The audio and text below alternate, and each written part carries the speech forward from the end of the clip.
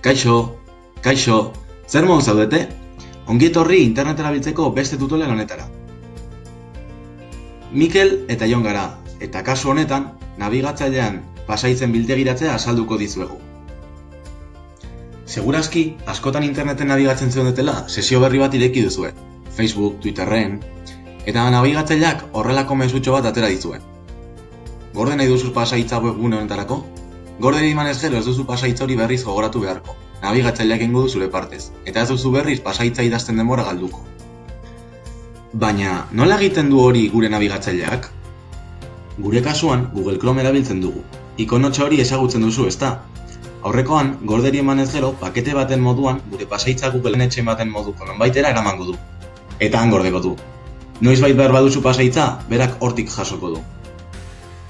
Orain pasaitza gordeta duzula, jakin barko duzu nola joan, pasait guztiak ikusteko, ezta?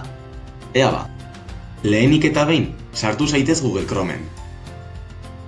Bigarrenik, sartu hemen agertzen den testu lerro hori nabigatzailearen goiko barran, hitzez hitz eta intro sakatu.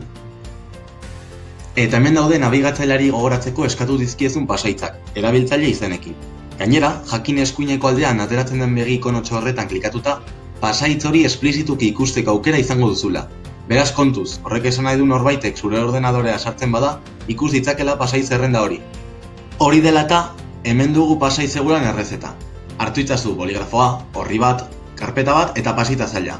Idatzi horrian pasaitza, sartu karpetan, eta etxean gorde leku seguru batean. Pasaitza idazteko, mesedez, ez idatzi AAA, bat dirulau, zure izena, edo pasaitza bezalako hitzak. Horien ordez, saiatu letra handia eta xea, zenbakiak eta letrak desberdinak erabiltzen. Eta hau esan da guztia, hurrengo batera arte.